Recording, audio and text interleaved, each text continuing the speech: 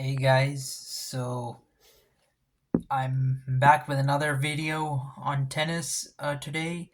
As you guys know, the third Grand Slam of the year and the most traditional Grand Slam, Wimbledon, is going on. It's played on the lush green grass at Wimbledon, of course. So right now we're getting into the fourth round of the Wimbledon Championships. It's now, you could say, the second week of the championships. So the lineup for the women's singles is pretty much out. So I'm going to quickly go through the lineup. It's going to be Swiatek versus Benkic, Azarenka versus Svitolina, uh, Pegula versus Surenko, uh, Vondrausova versus Buskova, and Jabur versus Kvitova, Haddad Maya versus Rybakina, um, Keys versus Potapova and Andreeva, and Alexandrova versus Sabalenka. Of course, actually, there is one round three match that's still yet to be completed. That's between Potapova and Andreeva. So Keys will be facing any one of those two, most likely. I'd expect her to be facing Potapova. So let's see how that one pans out. All right. So anyway, I'll go into the predictions of the last 16 matches. So going with Swiatek versus Benkic.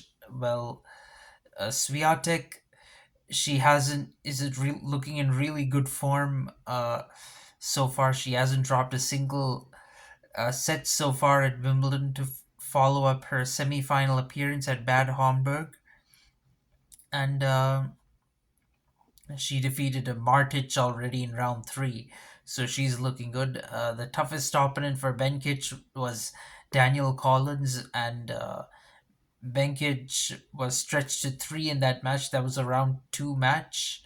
Matchup wise, well, Benkic won the only Grand Slam meeting between these two players, but overall, Swiatek has a 2-1 head to head in this rivalry. So I definitely go with Swiatek. She's looking in really good form right now. Then next one is going to be Azarenka versus Svitolina. Well, Azarenka really uh, has a huge upper hand in this matchup. She's won all her five matches against Svitolina, with one of them coming at a Grand Slam. So, and in fact, in her five matches, she's only lost two sets against Svitolina, and she thrashed Svitolina at the Australian Open last year. Let's not forget that. So, both of them, they've dropped only one set so far in Wimbledon. Um, with um, but Azarenka, she has Azarenka has defeated Kasatkina in round three, but Svitolina has really been on a giant killing spree. She's defeated Venus Williams, Elise Mertens, and Sofia Kenin to come this far. One might suggest that Svitolina should get another big scalp in Azarenka, but I have a feeling Azarenka will come through in this match, and she will end up winning. But it's going to be a close one. I think it's going to go to three sets.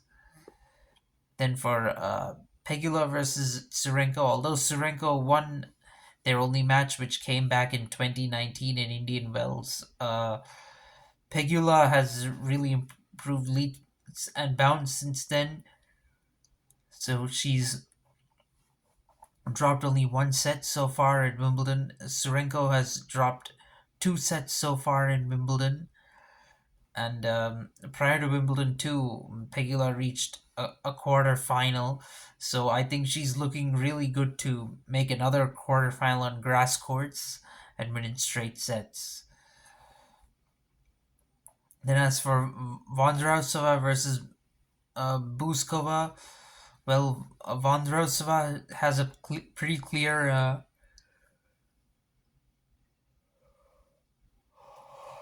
Sorry, yeah. So Vondrousova has a pretty clear head-to-head advantage. She's won both her matches against um, Buskova, and she won 6-1, 6-1 against Buskova when they played in Indian Wells earlier this year. On grass during the grass season, she reached a quarterfinal in Berlin, and right now in Wimbledon, she's flying pretty high. She's not dropped a single set so far, and among the opponents, she has defeated are Kudermetova and Vekic. Mm, Buskova has dropped only one set so far, which came against Caroline Garcia in round three.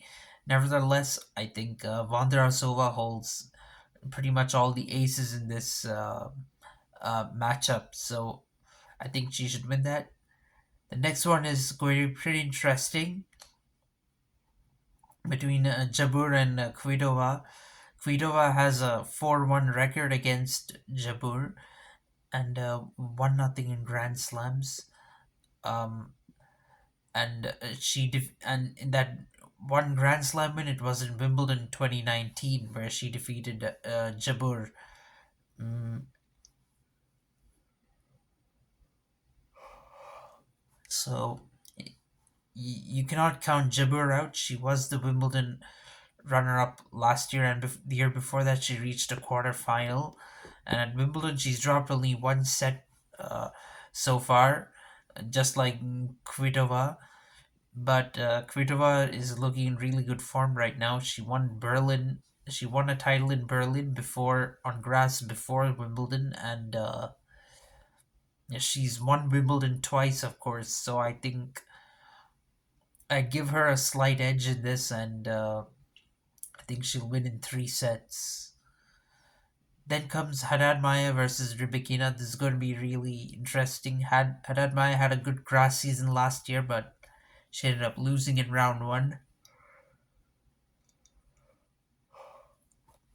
Yeah, so sorry guys, sorry for my yawning. So anyway, she ended up